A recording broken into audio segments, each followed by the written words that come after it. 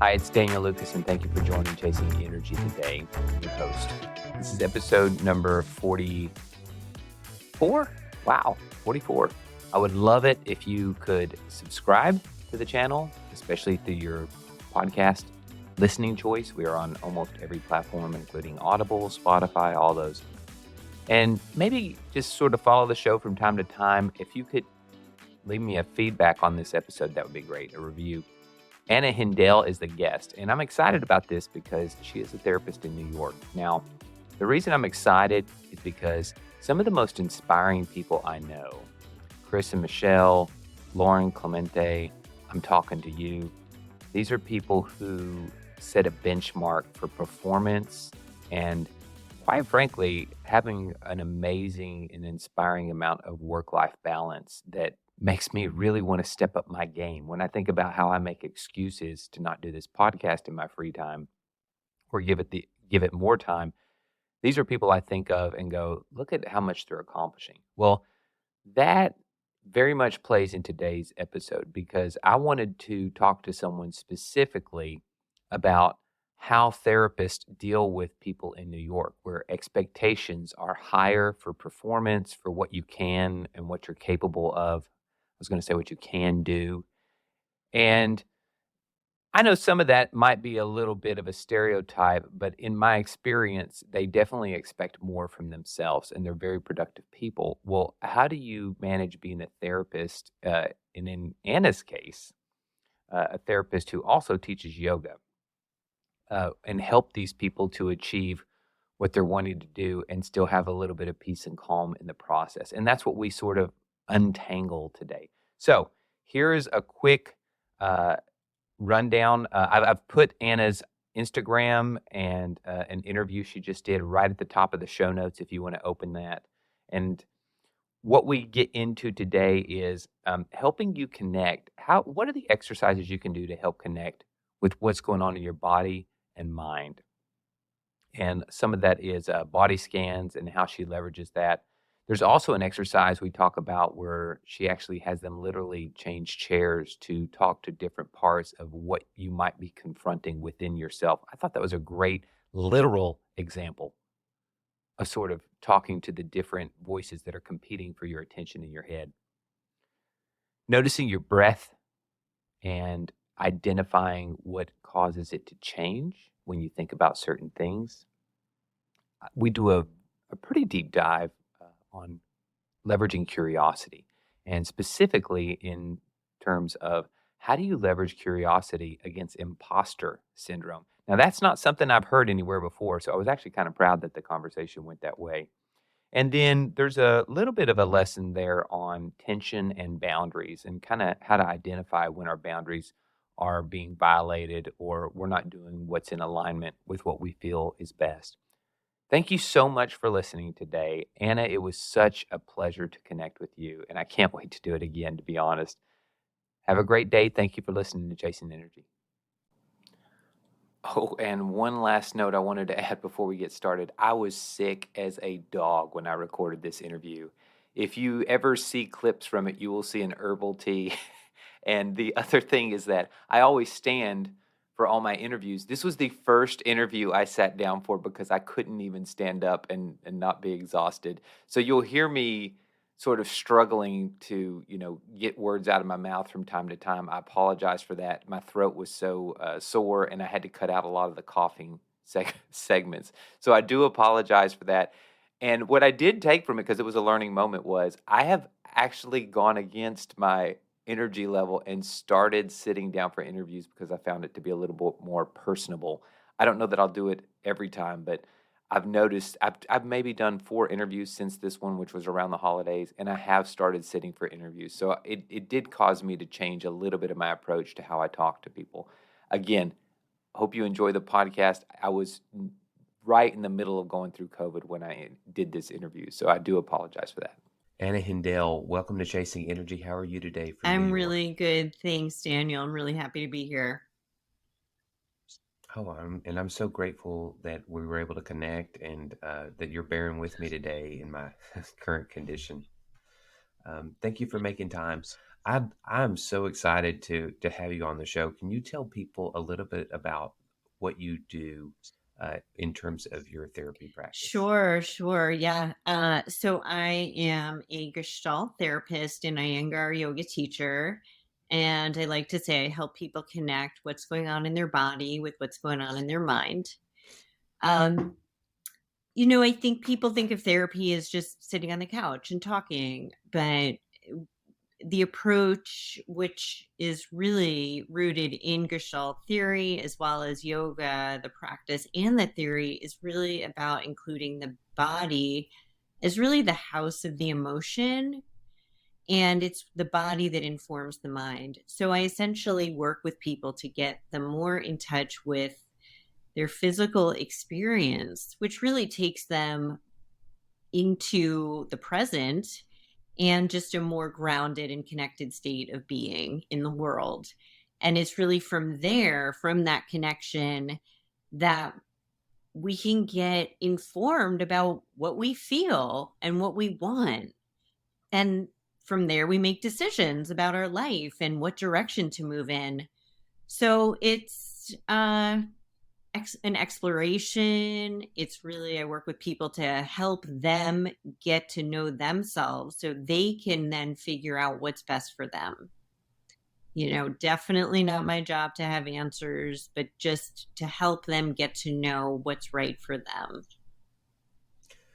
When you mentioned that part about the answers, you being in New York, do you find that um, people are generally more interested in like quick time turnarounds for maybe dealing with a high stress Oh situation? my God, 100% In right there. It's like, and I've got it too. I mean, I think everyone's in a rush here.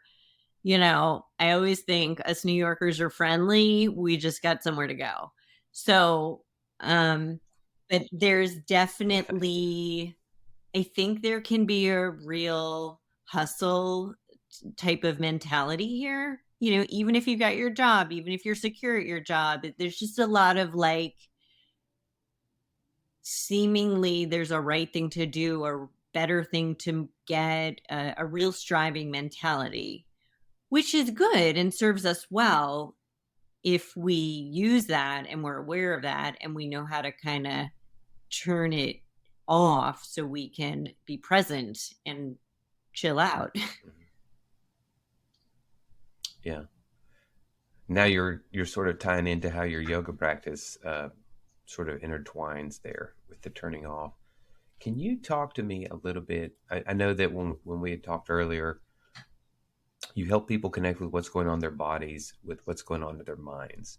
Can you tell me some of the cues that you sort of help people tune into as to unlock that their body is trying to send a message to them that maybe something's not going right or there's a conflict of interest? Sure, sure. Well, social work therapy 101 is like meet the client where they're at. So, people come to therapy with a story, and that story could be my marriage is falling apart, or I can't seem to stay in a job, or I just got a divorce, or on and on. And people often don't know why things have happened that way, and they want to help understand their part. And they often don't know what they're feeling, except unless it's like the big things. Well, I was crying, so I was sad, or I was really angry. So, you know, someone comes in, and within the content, I like to kind of slow them down. All right. So as you sit there, what do you notice about your breath? It looks like you're breathing really shallow. This is an example of what I might mirror to someone. So it's in the live experience of me being in the room with them being with me, that I can see them, kind of see what's happening, notice them, but then kind of guide them to, um, do you feel the weight of your seat in the couch? Do you feel your back against the couch? Even just these Hmm. big, seemingly obvious cues that bring awareness down to their body starts to get them in touch with, oh God, when I think about my partner, I feel really hurt. And then, that may be connected with a shallow breath, or they may feel the tightness of the chest. And I really encourage people to stay with that, because there's something that unfolds by just staying with what's present. Right. So this leads me to what you had suggested to a lot of your clients, which is learning how to properly do a body scan. Right. So I think it's, this is something anyone can do on their own. And I'll often do this even as I'm walking or sitting with my clients, just dropping your awareness, say a progressive body scan. And a scan is really just kind of a going over once, your body, but doing it in such a way that you really start to get a sense of the feeling. So it could start with, okay, Daniel, press your feet against the floor, or wiggle your toes in your shoes. Do you start to feel where your feet meet your shoes? Now feel the weight of your legs on your chair. Do you feel like you're slouching down? Now, can you press your thighs down and kind of lengthen up through the sides of your trunk from your hips to your armpits? And then feel the broadness from the center of the chest to the sides. Mm-hmm. And I could go into your breath and even the muscles of your face. So here's a way that at any point in time, with a little bit of practice, and that was like a minute less, to just start to feel what's happening for me in this moment. Mm-hmm. When clients do this, and I'm assuming this is kind of like a stage one, what type of initial findings do you kind of latch on to or disregard when they report something? Can you give us some examples of things they may feel? Yeah, sure. When they do that? I don't ever disregard it. I think it's it's a subjective experience. So, okay, what are you giving me? What are you noticing? I think, it reminds me of what you asked me about New Yorkers and the hustle and bustle. Even coming into a therapy session, there's, what did I just come from and what's waiting for me after? And our minds are usually there. It's like, I've got this, half the time I'm getting the vibe, oh God, it's another thing to do. I want to be here, but it's another thing. And I got to get to this. So it's really a way to just, okay, let's notice where your mind is. Is it over there? Is it at lunch when we are in 9 a.m.? Or is it, in yesterday at that conversation you had with your colleague that really bothered you? But here we are now. So let's bring more of ourselves into this moment to see what is there. And maybe you're feeling some frustration about yesterday, or maybe you're anxious about later. And all of that is interesting if you can start to get curious and pay attention. Because the tendencies that show up in the therapeutic session and in the relationship, generally, I'd put money on, are the things that come up in the rest of people's lives, sort of familiar patterns. Right. And I'll mention that I have read some of your literature on developing curiosity, and how I know that's something that I've been talking about lately, in the sense that especially when you get past this on Maslow's hierarchy, where you've got, your room and board and food are kind of covered, right? It's easy to get stuck. And when I think of curiosity, I think of it as like a secret weapon towards getting creative solutions that are not necessarily tied to a clear carrot and stick mentality. In other words, I'm enjoying the process of pulling this cart. I'm present with pulling this cart. I feel pulling this cart, as opposed to just saying, I just want to get to the carrot that's in front of me. So when you when you talk about curiosity to some of your clients, which Mm. again, given where your practice is, I imagine that curiosity is kind of often snubbed off as a Mm, childish type thing.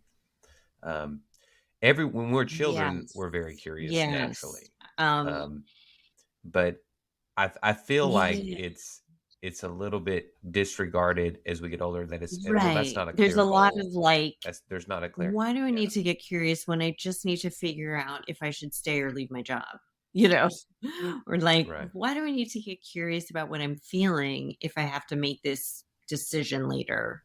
Or, so, but for the most part, when I think people really enjoy and invite curiosity, when that critic comes in, when that judger, when it's like, okay, I'm having a feeling and then I'm mhm, somehow layering on that it's the wrong feeling, you know, um, like whatever. I'm at a party and I'm really not having fun. Oh, there's something wrong with me. I'm the only one at the funeral not crying. There's something wrong with me, as these examples.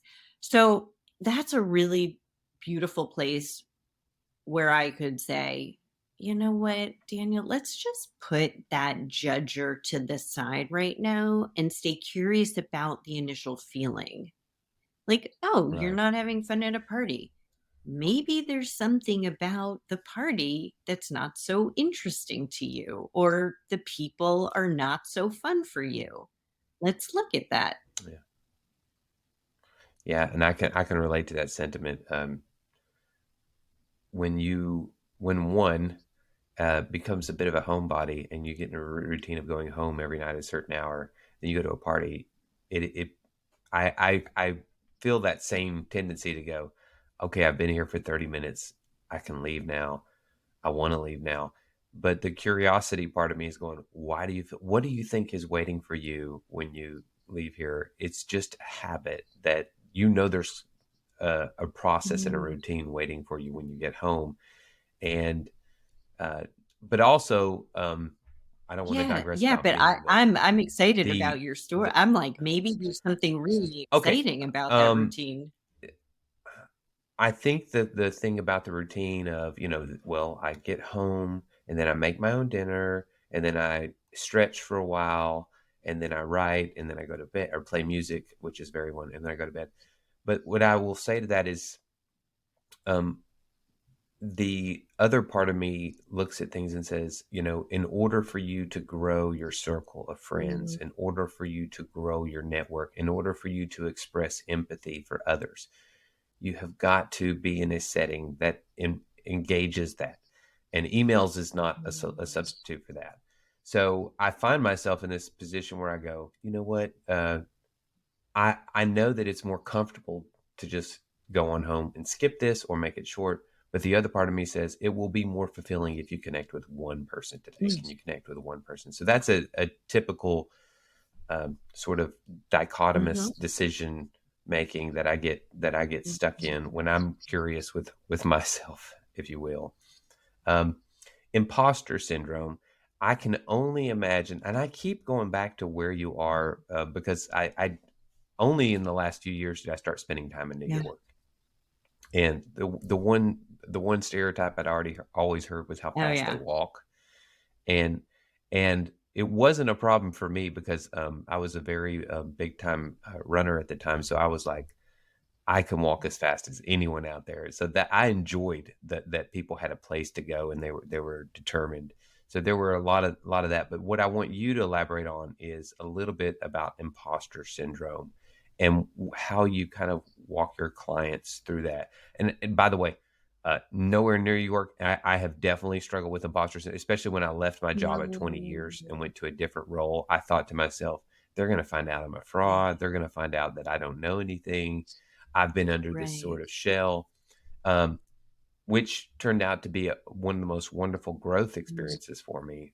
So, what I'd like you to talk about is how do you help people in that type of high pressure environment mm. to say, you know, be curious about why you feel like an imposter. Sure. Uh, And it's I'm gonna say that this can exist high pressure or not, and you probably know that, and I've traveled and been around the world. I think that it's a different posture syndrome shows up slightly different flavor for everyone, but there's usually something about I'm not good enough.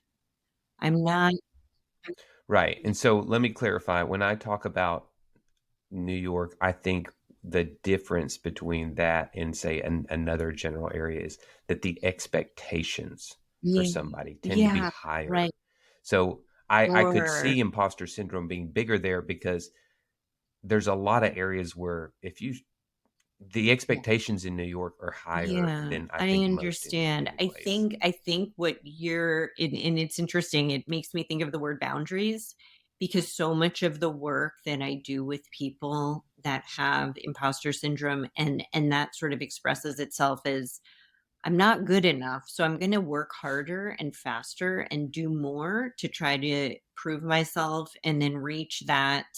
And this is not for like high-end executives. This could be for like administrative assistants or a photo assistant. It's just like it's taking the I'm not good enough and applying it to with a little bit of shame on top of it, which it makes it such a secret, and that secret gets buried and hidden. And then that feeling and imposter syndrome gets even bigger.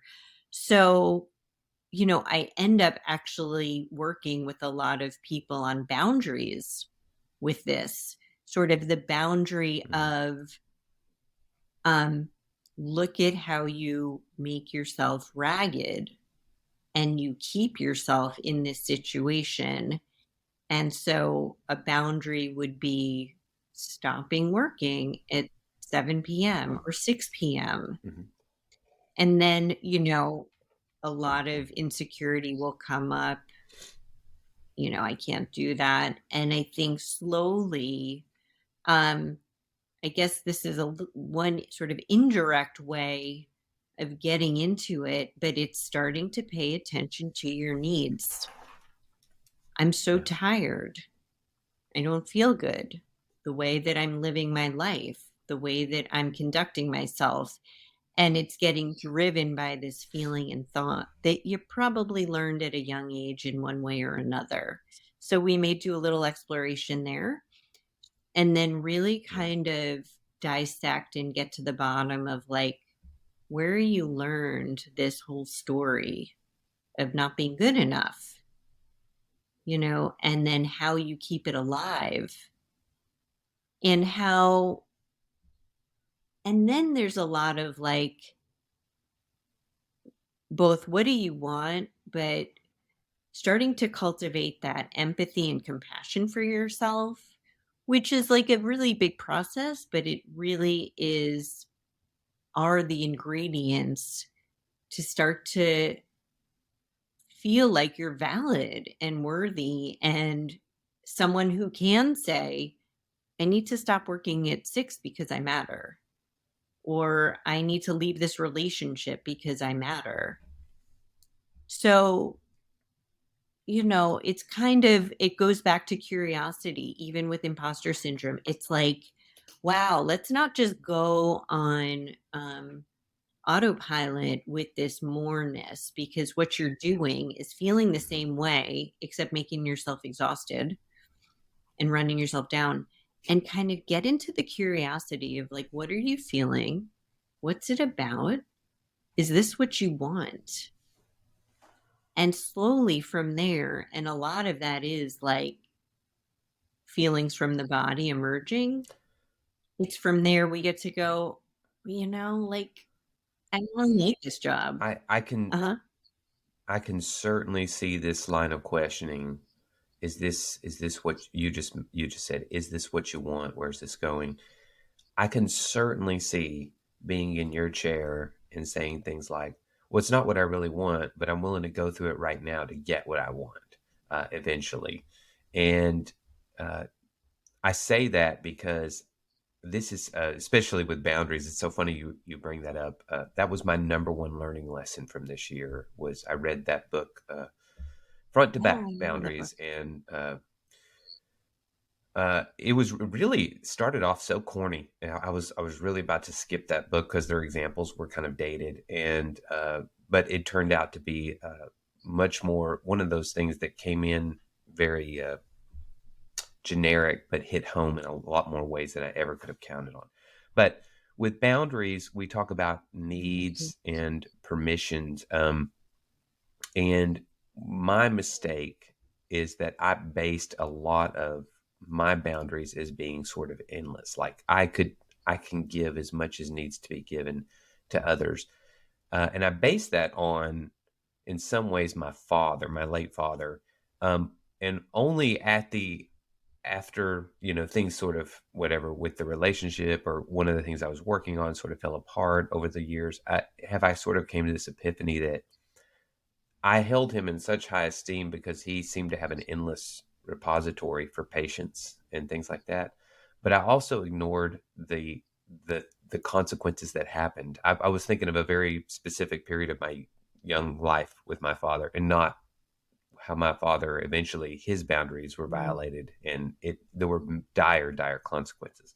So I kind of took that and said, you've held on to this segment of someone who had endless boundaries to serve. In my case, my issue is I just can't stop serving, Mm. and I don't. I get uncomfortable when people do things for me. And then what I was doing was I was ignoring that there's got to be some type of repercussion at some point, some type of burnout. And going back to what you were just saying, I could see me sitting on your chair and saying, well, yeah, this isn't what I want, but I'm willing to go through it right now to get what I want. So this is very Yeah, enlightening and in a I lot of and I ways. I would appreciate it. say, okay, well, let's say you're doing that with awareness. Okay, so you get to take responsibility for that then. And, Absolutely. you know, I think that can sometimes be the start of change.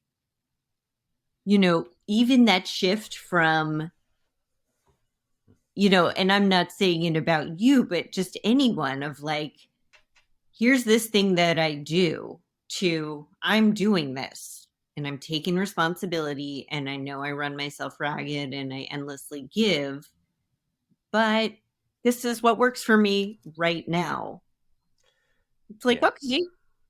I think the problem of not adding in that part about responsibility is that you are almost destined to repeat the same mistakes if you can't learn to take that accountability and ownership of the consequences that have come from it. Absolutely. So it's one thing to sit here and feel good about, you know, uh, doing body scans. I feel a little better. I'm taking deep breathing. But then what I'm grasping is, at some point you need to learn as to how, whether it was the way you were brought up, whether it was your morals, your implications, Mm, that it's leading you down a path that's yeah. causing you problems, and owning that.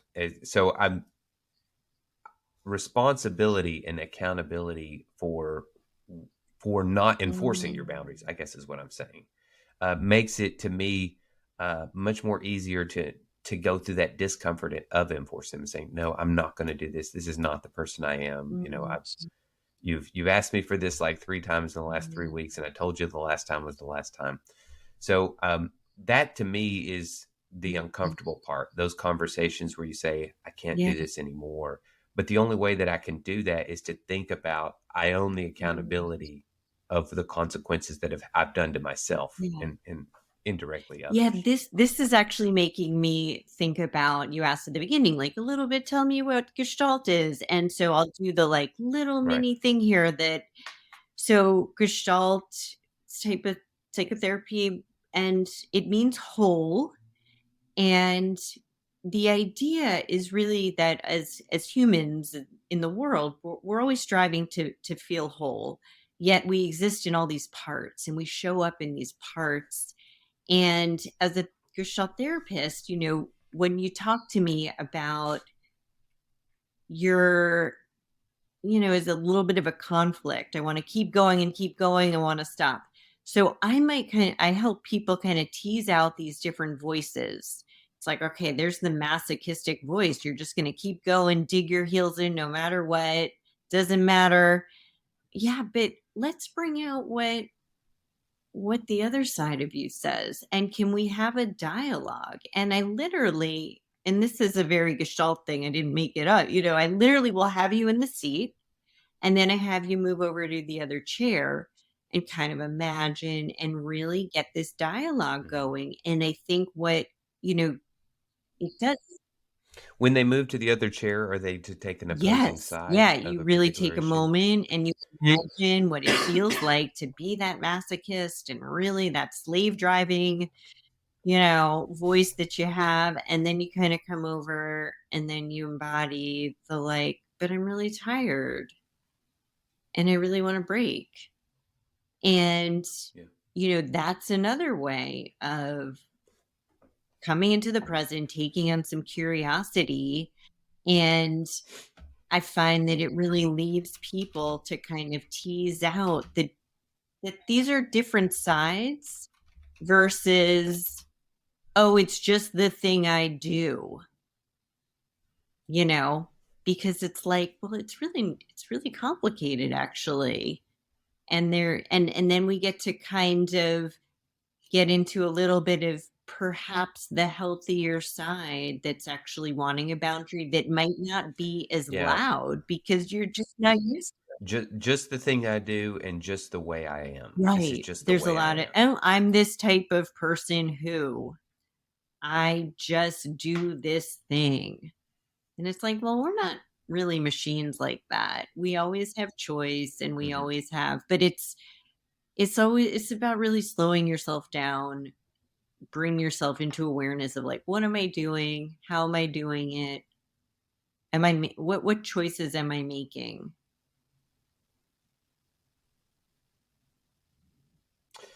Yeah, it's a bit of a jump, but it reminds me of growth versus fixed mindset when you say this is just the way I am, this is just the way I do things, whereas which is it's a fixed mindset, is what it is.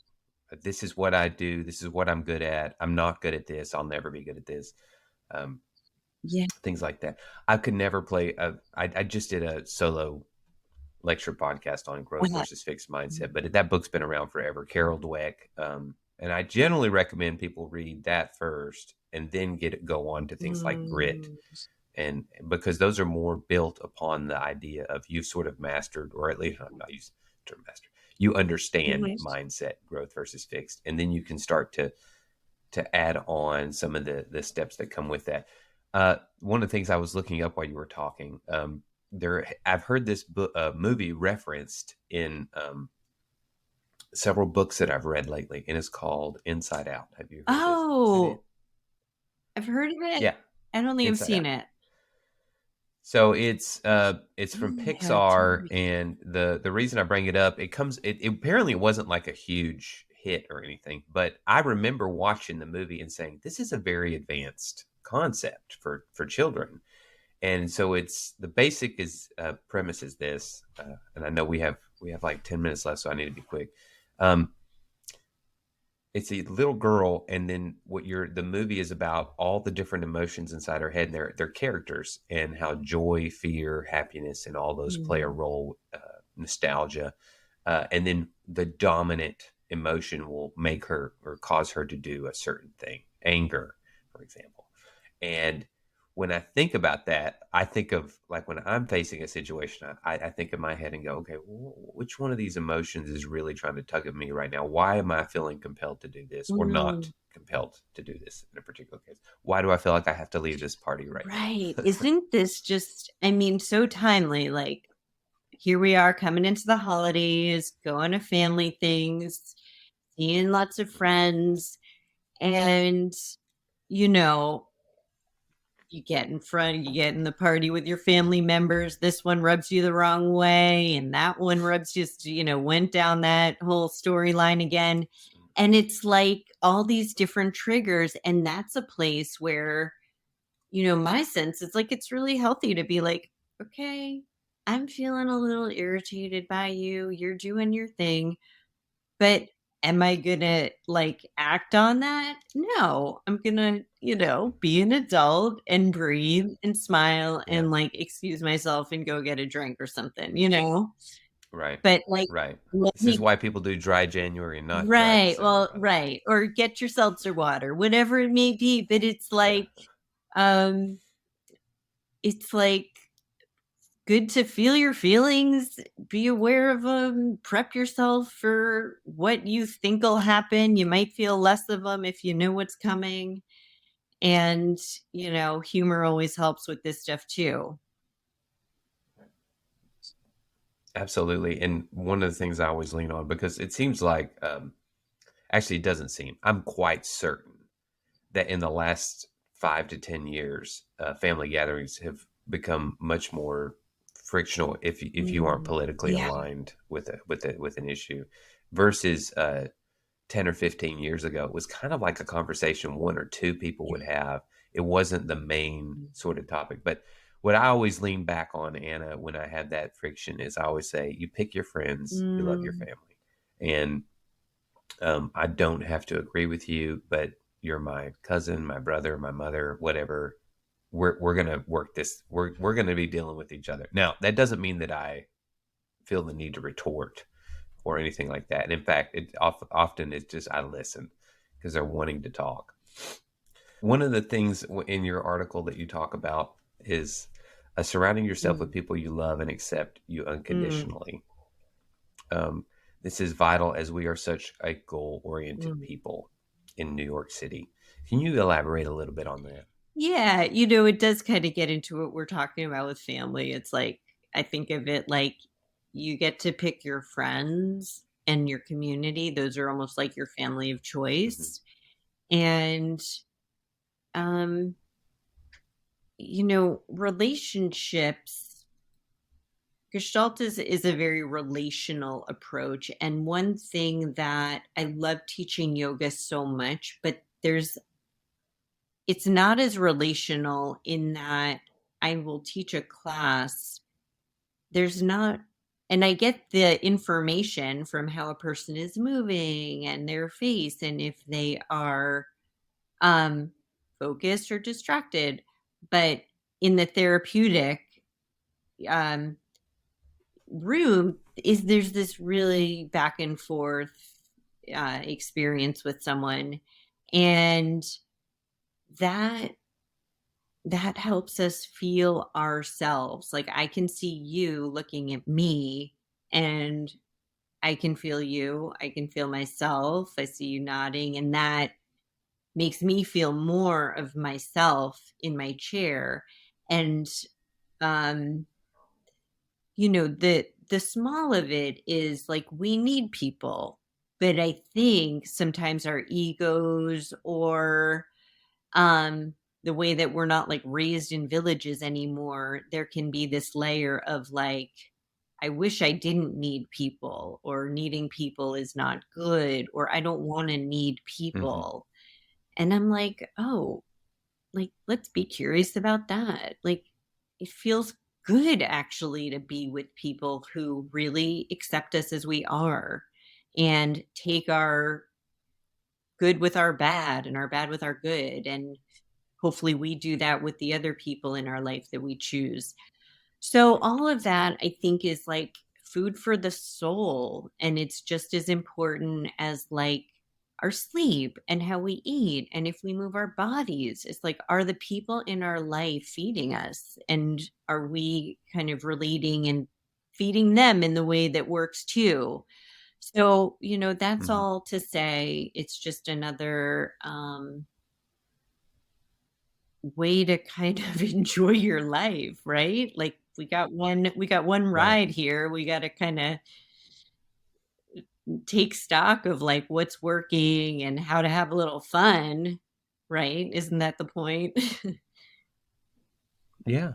Yeah. And by take stock, I go back to reflection and responsibility and accountability of what you find about yourself and what is not. Right. And So when you talk about having one life, it's like, well, I don't want to keep doing the things that don't make me Right, happy. right. And like sometimes that calls for the fluidity of like this person is just no longer serving me, or I'm Yeah, really hurt yeah. that this person didn't want me in her life, but then Yeah. I deal with that feeling, you know? Well said, Anna. I think of a comment from Brene Brown that uh, there's a comment that you hear shared from time to time is do what you want without ever worrying about what other people think. And I've never really quite agreed with that or gotten on board with it. I think it's a little shallow.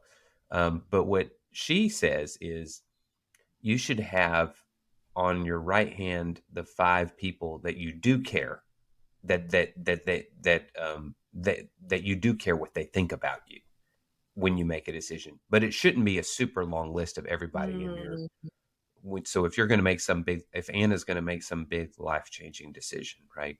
There should be a couple of people that she goes, I kind of want to know what they think about this, as opposed to just saying this is how I feel today, and no matter what anyone else says. We don't have to dig into no, that. but I I love want to be that respectful of your because like time. sometimes, we can't look out for ourselves if we're in a bad way. And it's like, well, we need people to look out for us and have our best interest. Of course. Yeah, keep us on track. I have a habit whenever I go to my friends. I am I am not a typical person when I go to my friends for advice, in the sense that I always go, please don't be nice to me. Please don't tell me what I want Oh, to hear. I was like, please you tell want me the what mean in stuff. your gut. You want the critical stuff. Yes. Well, it just feels like when most people talk to their friends, what they're really wanting is sympathy and not empathy. Mm, To feel, oh, I want you to feel sorry for me and tell me I'm doing the best I can, right? And there's probably a time and place for that when you're really low. But for the most part, what I need is bumper rails to say, don't let me get too far mm. off track. If I'm off on a tangent here and I'm the only one that sees it, you need to pull me back in. Now, there's only certain people that I'll go to and say that to. I'm Right. I not going to bet say those that are to the everybody. people that really know you. Yeah, yeah. Pretty much. So, Anna, where can people find you? By the way, I did watch a few, for those listening. If you go to her Instagram channel, she walks you through a couple of breathing exercises of how to basically, kind of a body Yeah, scan, yeah. but more starting with the So I breath. have a website, annahindell.com, and I've got those body scans on there. I've got some therapy tips. I've got a little bit more about my approach and how to reach me. Anna, this has been such a blessing. Thank you for making time to connect and being such a trooper and being patient with me today. I can't wait to share this interview with my friends in the New York Thank area. you so much, Daniel. It's really Kind of fun maybe talking to a, you, and yeah, and I really yeah. appreciate hearing your stories too. Get a little insight into you at parties, and I think I'm with you these days too, wanting to get home. Wanting to get home. All right, take care.